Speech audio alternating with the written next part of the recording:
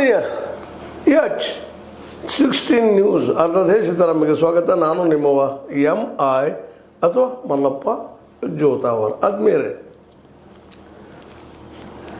ಈಗಾಗಲೇ ದಾವಣಗೆರೆ ದಕ್ಷಿಣ ಭಾಳಷ್ಟು ಚರ್ಚಾ ವಿಷಯ ಆಗೋಗ್ಬಿಟ್ಟದ.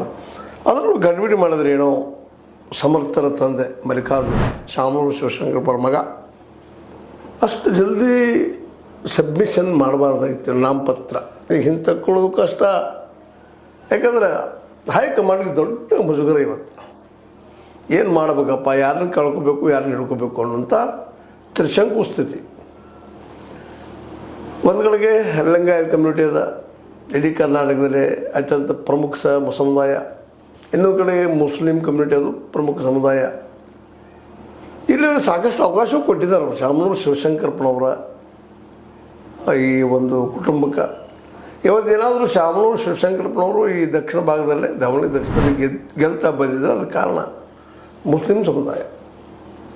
ಅವ್ರಿಗಿರುವ BJP ಮೇಲಿನ ಸಿಟ್ಟು ಇವರಿಗೆ ಒಬ್ಬ ಲೀಡರ್ ಆಗಿ ಬೆಳೆಸಿದ್ದನ್ನು ಯಾರೂ ಅಲುಗಳಿಕ್ಕೆ ಸಾಧ್ಯ ಇಲ್ಲ.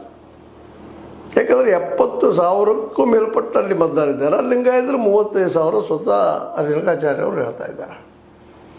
ಅವ್ರ ಜೊತೆಗೆ ಇನ್ನೊಂದು ಸಮುದಾಯ ಕೂಡಿದಪ್ಪ ಅಂತಂದ್ರೆ ಸಹಜವಾಗಿ ಗೆಲ್ಲುವಂಥದ್ದು ಮುಸ್ಲಿಂ ಕ್ಯಾಂಡಿಡೇಟ. ಆದರೂ ಅವ್ರು ಸ್ವಯಂ ನಮಗೆ ಕೊಡ್ರಿ ಅಂತ ಕೇಳ್ತಾ ಇದ್ದಾರೆ. ಆದರೆ ಇದನ್ನು ಕೊಡ್ತಾ ಇಲ್ಲ. ಆಲ್ರೆಡಿ ಅದನ್ನು ನಾಮಪತ್ರ ಸಲ್ಲಿಸಿ ಬಂದುಬಿಟ್ರು.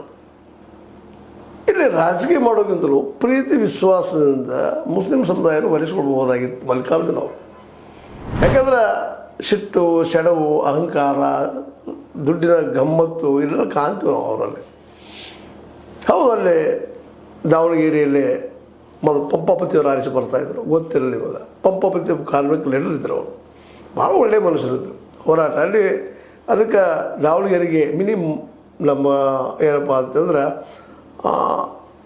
ಆ ಮಿನಿ ಒಂದು ಏನಪ್ಪ ಅಂದ್ರೆ ಇಂಗ್ಲೆಂಡದ ಭಾಗ ಅಂತೇಳಿ ಮ್ಯಾಂಚೆಸ್ಟರ್, ಮಿನಿ ಮ್ಯಾಂಚೆಸ್ಟರ್ ಅಷ್ಟರ ಮಟ್ಟಿಗೆ ಅದು ಪ್ರಸಿದ್ಧ ಆದಂಥದ್ದು. ನಂತರದಲ್ಲೇ ಕಾಲಕ್ಕೆ ತಕ್ಕಂಗೆ ಬದಲಾವಣೆಯಾಗಿ ಓಪನ್ ಮಾರ್ಕೆಟ್ ಆಗಿ ಮತ್ತೇನೂ ಆಗಿ ಇವತ್ತು ಅಲ್ಲಿ ಶಿಕ್ಷಣ ಸಂಸ್ಥೆಗಳನ್ನು ಮಾಡಿಕೊಂಡು ಎಲ್ಲ ಮಾಡಿ ಬೆಳೆದಂಥ ಶಾಮನೂರು ಶಿವಶಂಕರಪ್ಪನವರು, ಅದರಲ್ಲೂ ಜಾತಿಯ ಲಾಬಿ ಮಾಡಿ ಮತ್ತೇನೋ ಮಾಡಿ ಬೆಳೆದಿದ್ದಂಥವರು, ಶುಗರ್ ಲಾಬಿ ಮಾಡಿಕೊಂಡ್ರು, ಉದ್ಯೋಗ ಕೊಡೋ ಹೆಸರಲ್ಲಿ ಆದಷ್ಟು ಸಾಕಷ್ಟು ಆದಾಯಗಳನ್ನು ಮಾಡಿಕೊಂಡ್ರು, ಕೋಟಿಗಳಲ್ಲೇ ಮಾಡಲಿ ಅವ್ರು ಏನು ತಕರಾರಿಲ್ಲ. ಆದರೆ ಈ ದಕ್ಷಿಣ ದಾವಣಗೆರೆಯಲ್ಲಿ ಮುಸ್ಲಿಮ್ಸ್ ಇವರನ್ನು ನಂಬಿ ಮತ ಹಾಕ್ತಾ ಬಂದಂಥವ್ರು ಲಾಸ್ಟ್ ಟೈಮ್ ಸಾಕಷ್ಟು ಅವ್ರಿಗೆ ಒತ್ತಡ ತಂದಿದ್ರು. ಅವರು ನಮಗೆ ಕೊಡ್ರಿ ಅವಕಾಶ, ನಾವು ಜನಸಂಖ್ಯೆ ಸಾಕಷ್ಟು ಇದ್ದೀವಿ, ಹೆಚ್ಚಿದ್ದೀವಿ, ಕೊಡ್ರಿ ಅನ್ನುವಂಥ ಮಾತನ್ನು ಆ ಸಮಯದಲ್ಲಿ ಏನೋ ಆಶ್ವಾಸನೆ ಕೊಟ್ಟರು ನಮ್ಮ ಶಾಮನೂರು ಶಿವಶಂಕರಪ್ಪನವರು. ಇಲ್ಲ, ನೆಕ್ಸ್ಟ್ ಟೈಮ್ ನಿಮಗೆ ಕೊಡ್ತೀನಿ ಅಂತೇಳಿ.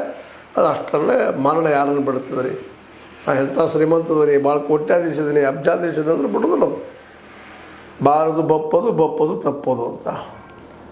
ಹೀಗಾಗಿ ಶಾಮನೂರು ಶಿವಶಂಕರಪ್ಪನವರು ತೀರ್ಕೊಂಡ ನಂತರ ಖಾಲಿ ಬಿದ್ದು ಕಾಂಗ್ರೆಸ್ಸಿಂದು. ಅದು ಮತ್ತು ಅವ್ರ ಮೊಮ್ಮಗಳನ್ನ ತರಬೇಕಂತೇಳಿ ಮಲ್ಲಿಕಾರ್ಜುನ ಮತ್ತು ಅವ್ರ ಹೆಂಡತಿ MP ಅವರು ಇಬ್ಬರು MP ಇದ್ದಾರೆ. ಒಬ್ಬರು MP, ಒಬ್ಬರು ಸಚಿವರು ಇದ್ದಾರೆ. ಆ್ಯಕ್ಚುಲಿ ಒಂದು ಕುಟುಂಬದ ಇಷ್ಟು ಜನ ಬೇಕಾ ಅನ್ನುವಂಥ ಪ್ರಶ್ನೆ ಇವತ್ತು ಹೇಳಬೇಕಾಗಿದೆ. ಅದು ದುರಂತ ಈ ದೇಶದಲ್ಲಿ ಹೇಳಲಿಕ್ಕೆ ತಯಾರಿಲ್ಲ. ಎಲ್ಲ ಕಡೆಯೂ ಇದೆ. ಅವ್ರ ಕರ್ನಾಟಕ ಅಷ್ಟಲ್ಲ, ಆಲ್ ಓವರ್ ಇಂಡಿಯಾದಲ್ಲಿ ಕುಟುಂಬ ರಾಜಕಾರಣ ಅಂತ ಮಿತಿಮೀರಿ ಹೋಗಿಬಿಟ್ಟದ. ಅವ್ರು ರಾಜಕಾರಣ ಮಾಡೋದು ತಪ್ಪ ಅಂತ ನಾನು ಹೇಳ್ತಾ ಇರಲಿಲ್ಲ. ಆದರೆ ಈ ಪ್ರಜಾಪ್ರಭುತ್ವದೊಳಗೆ ಯಾರು ಯೋಗ್ಯರದ್ರ ಅವ್ರಿಗೆ ಇವತ್ತೇನೋ ದುಡ್ಡು ಹಂಚೋರಿಗೆ, ಸೆರೆ ಹಂಚೋರಿಗೆ, ಮತ್ತೇನು ಮಾಡೋರಿಗೆ, ಗುಂಡಾಗಿರಿ ಮಾಡೋರಿಗೆ ಟಿಕೆಟ್ ಕೊಡುವಂಥ ನಮ್ಮ ರಾಜಕೀಯ ಪಕ್ಷಗಳು ಅದನ್ನೇ ಮಾಡ್ತಾಯಿದ್ದಾವೆ. ನಮ್ಮ ರಾಜಕೀಯ ಪಕ್ಷಗಳು ಒಬ್ಬ ಯೋಗ್ಯ ಮನುಷ್ಯಾಗ ಟಿಕೆಟ್ ಕೊಡುವಂಥ ಸ್ಥಿತಿಯೊಳಗಿಲ್ಲ. ಅವ್ರಿಗೆ ಬರೀ ಪಾರ್ಟಿ ಫಂಡ್ ಬೇಕಾಗಿದೆ. ಯಾಕಂದ್ರೆ ನಿರ್ದಾಕ್ಷಿಣ್ಯವಾಗಿ ಹೇಳ್ಬೋದಾಗಿತ್ತು ಇವತ್ತು. ಇಲ್ಲ, ಲಿಂಗಾಯತರು ಸಾಕಷ್ಟು ಕೊಟ್ಟದ, ಈ ಸಲ ಅವ್ನಿಗೆ ಕೊಡೋಣಪ್ಪ ಅವ್ರಿಗೂ ಅಂತೇಳಿ ಹೇಳಿದ್ರೆ ಮೋಸ್ಟ್ಲಿ ಮಲ್ಲಿಕಾರ್ಜುನ ಒಪ್ಬೋದು, ಬೇಡ ಡಿಸೆಂಡೆಂಟಾಗಿ ಅದ್ರ ಭಿನ್ನ ಮತಿಯಾಗಿ ನಿಲ್ಬೋದು. ಆದರೆ ಇದನ್ನು ನಮ್ಮಲ್ಲಿ ಏನಪ್ಪ, ಎರಡೂ ಪಕ್ಷಗಳು ಇವತ್ತು BJPಯಲ್ಲಿ, ಕಾಂಗ್ರೆಸ್ಸಲ್ಲಿ, ಇನ್ನೊಂದು JDSಲ್ಲಿ ಜಾತಿ ಮೇಲೆ, ಹಣದ ಮೇಲೆ, ದುಡ್ಡಿನ ಮೇಲೆ ಅವ್ರಿಗೆ ಟಿಕೆಟ್ ಹಂಚುವಂಥದ್ದು ಒಂದು ಪರಂಪರೆಯನ್ನು ಮಾಡ್ಕೊಂಡ್ಬಿಟ್ಟಿದ್ದಾರೆ ಅವರು. ಯಾಕೆ ಸದಾ ಕಾಂಗ್ರೆಸ್ಸಲ್ಲೇ ತಂದೆ, ಮಕ್ಕಳು, ಮಗ, ಅವ್ವ ಇವ್ರ ಪಾರ್ಟಿನ. BJPಯಲ್ಲೂ ಅಂಥ ಜನ ಹಚ್ಚಾಗಿದ್ದಾರೆ. ಯಡಿಯೂರಪ್ಪನ ಮಗ, ಅವ್ರ ನಂತರ ಮತ್ತೊಬ್ಬ, ಇನ್ನೊಂದು JDS ಅಂತ ಮುಗಿದೋಯ್ತು. ಕುಟುಂಬ ರಾಜಕಾರಣಕ್ಕೆ ಅಗದಿ ಪ್ರಸಿದ್ಧ.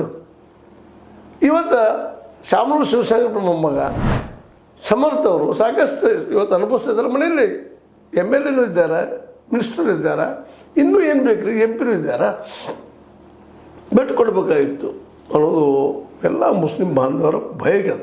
ಒಂದು ಕೊಟ್ಟರು ತಪ್ಪಿಲ್ಲದ ಮ್ಯಾಕ್ಸಿಮಮ್ ಅವ್ರು ಇದ್ದಾರಲ್ಲ 70,000 ಇದ್ದಾರೆ, ಇವ್ರು 35,000 ಇದ್ದಾರೆ.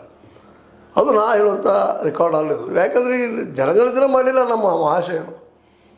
ಮೋದಿಯವರು ಬಂದಾಗಿಂದ 2011 ಜನಗಣತಿನೇ ಇಲ್ಲ. ಯಾರು ಎಷ್ಟು ಅದಾರ ಏನಿದಾರೆ ಗೊತ್ತಿಲ್ಲ. ಮಾನ್ಯದ ಮಾಡಿತ್ತು ಸರ್ವೆ, ಅದನ್ನು ಒಪ್ಪಿಗ್ತಾ ಇಲ್ಲ, ಹಾಗೆ ಮುಂದೆ ಹಾಕ್ತಾ ಹೋಗ್ತಾ ಇದ್ದಾರೆ ಕಾಂತರಾಜ್ ವರದಿಯನ್ನು. ಅಂದರೆ ನಾನು ಹೇಳೋ ಉದ್ದೇಶ ಒಂದೇ ಇಲ್ಲ. ಶಾಮನೂರು ಶಿವಶಂಕರ ಮಗ ಮಲ್ಲಿಕಾರ್ಜುನವರು ತಮ್ಮ ಮಗನಿಗೆ ಟಿಕೆಟ್ ಕೊಡೋ ಸಲುವಾಗಿ ಒಂದು ಪ್ಲ್ಯಾನ್ ಮಾಡಿಬಿಟ್ಟಾರೆ. ಈಗಾಗಲೇ ಅವ್ರ ಮಗನುಗಳಿಂದ ನಾಮಪತ್ರ ಹಾಕಿಸ್ಬಿಟ್ಟಿದ್ದಾರೆ. ಈ ನಾಮಪತ್ರ ಹಾಕಿಸಿದ್ರಿಂದಾಗಿ ದೊಡ್ಡ ಗೊಂದಲ ಕಾಂಗ್ರೆಸ್ಗೆ. ಕಾಂಗ್ರೆಸ್ ದಿಟ್ಟು ನಿರ್ಧಾರ ತೊಗೊಳ್ಬೇಕಾಗಿದೆ ಇವತ್ತು. ಯಾಕಪ್ಪ ಅಂತಂದ್ರೆ ಇವತ್ತಿನ ಈ ಜಾತಿ ರಾಜಕಾರಣ ಇನ್ನೊಂದು ರಾಜಕಾರಣ ಮಾಡೋದ್ರಿಂದಾಗಿನೇ ಇವತ್ತು BJPಗರು ಧರ್ಮದ ರಾಜಕಾರಣ ಮಾಡ್ತಾಯಿದ್ದೀವಪ್ಪ ಅಂತ ಹೇಳ್ತಾ ಇದ್ದಾರೆ ಅವರು. ಹೀಗಾಗಿ ದೇಶದಲ್ಲಿ ತಿಕ್ಕಾಟಗಳು ಶುರುವಾಗಿದೆ. ಜಾತಿ ತಿಕ್ಕಾಟ, ಧರ್ಮದ ತಿಕ್ಕಾಟ, ಮತ್ತೊಂದು ಗೆಲ್ಲಬೇಕಾಗಿದೆ ಅವ್ರಿಗೆ ಮತ್ತೇನಿಲ್ಲ. ಮತ್ತು ಕಾಂಗ್ರೆಸ್ಗಂತ ಅವ್ರು ಗೆಲುವು ಅನಿವಾರ್ಯವೂ ಇಲ್ಲ, ಸಮರ್ಥನದ ಇಲ್ಲಿ ಗೆಲ್ಲುವಂಥದ್ದು. ಯಾಕಂತಂದರೆ ಈಗ ಮ್ಯಾಕ್ಸಿಮಮ್ ಮೆಜಾರಿಟಿ ಇದೆ, ಅದು ಸೋದ್ರನ್ನು ಪರಕ್ ಬಿಡೋದಿಲ್ಲ. ಯಾಕೆ ಮುಸ್ಲಿಮ್ ಒಬ್ಬ ಕ್ಯಾಂಡಿಡೇಟ್ಗೆ ಅಲ್ಲಿ ಅವಕಾಶ ಕೊಡಬಾರ್ದು? ಇದ್ದಾರಲ್ಲ ಮ್ಯಾಕ್ಸಿಮಮ್, ಇದು ಮುಸ್ಲಿಮರ ಬೇಡಿಕೆ. ಇನ್ನು ಇದನ್ನು ಈಡೇರಿಸಲಿಕ್ಕೆ ಹೋದ್ರೆ ಲಿಂಗಾಯತರು ರಾಜ್ಯ ಮಟ್ಟದಲ್ಲೇ ತಮ್ಮ ವಿರೋಧ ಮಾಡ್ತಾರೆ. ಮೊದಲ ಲಿಂಗಾಯತ ವಿರೋಧಿ ಮತ್ತು ಒಕ್ಕಲಿಗರ ವಿರೋಧಿ ಕಾಂಗ್ರೆಸ್ ಅನ್ನುವಂಥ ಭಾವನೆಗಳು ಈಗ ವ್ಯವಸ್ಥಿತವಾಗಿ ಹಬ್ಬಿಸ್ಲಿಕ್ಕೆ ಹಚ್ಚಿದ್ದಾರೆ ಎಲ್ಲ ಆಲ್ ಓವರ್ ಕರ್ನಾಟಕದಲ್ಲೇ. ಒಂದು ಕಡೆ ಲಿಂಗಾಯತ್ ಮತ್ತು ಒಕ್ಕಲಿಗರು ಅದೇ ಪ್ಲ್ಯಾನ್ ಮಾಡ್ಕೊಂಡು ಇವತ್ತು ಮೋದಿಯವರಾದರೂ ಸಹಿತ ಈ HDK ಕುಮಾರಸ್ವಾಮಿಗಳನ್ನ ಲೀಡರ್ ಮಾಡುವ ದಿಶೆಯಲ್ಲಿ ಹೊರಟಿದ್ದಾರೆ.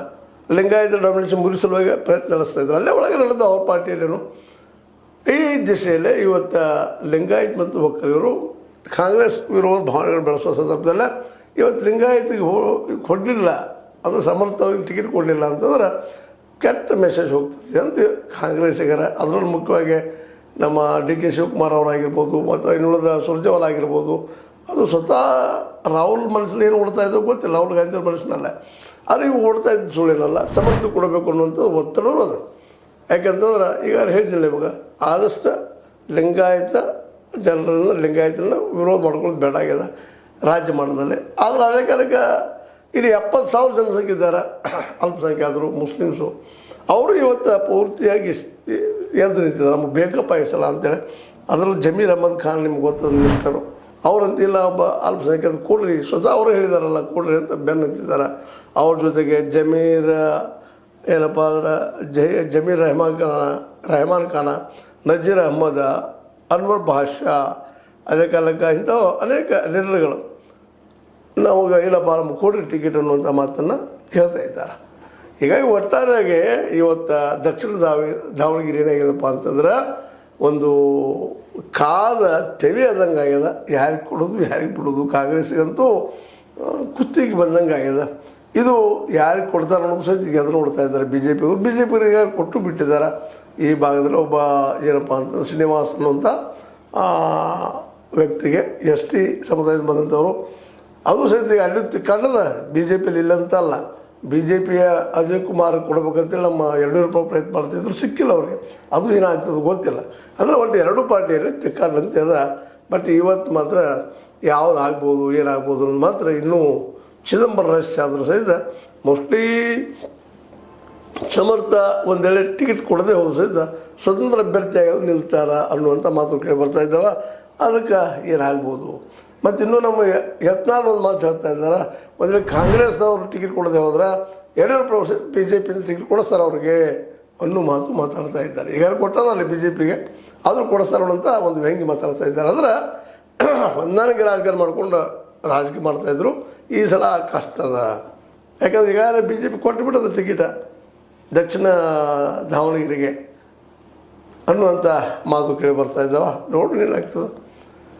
ಒಟ್ಟಾರೆಯಾಗಿ ಹೇಳುವಂಥದ್ದು ಇಷ್ಟ, ಈ ಮುಸ್ಲಿಂ ಮತ್ತು ಲಿಂಗಾಯತ್ ಈ ಲಾಬಿಗಳ ಮಧ್ಯದಲ್ಲಿ ಯಾವ ಲಾಬಿ ಗೆಲ್ಬೋದು, ಎದಕ್ಕೆ ಮನೆ ಹಾಕ್ಬೋದು ಕಾಂಗ್ರೆಸ್ ಅನ್ನೋದು ಮುಖ್ಯ ಅದ ಅಂತ ಹೇಳ್ತಾ, ಇದು ನಿಮ್ಮ ಲೈಕ್ ಆಗಿರ್ಬೋದು. ಲೈಕ್ ಮಾಡಿ ಶೇರ್ ಮಾಡಿ ಕಾಮೆಂಟ್ ಮಾಡಿರಿ. ಇದನ್ನು ಸಬ್ಸ್ಕ್ರೈಬ್ ತಿಳಿಸ್ಕೊಡ್ರಿ. S16 ನ್ಯೂಸ್ ಅರ್ಥ ದೇಶದ ಸತ್ಯದ ಕೈಗಿನಲ್ಲಿ ವಂದನೆಗಳು.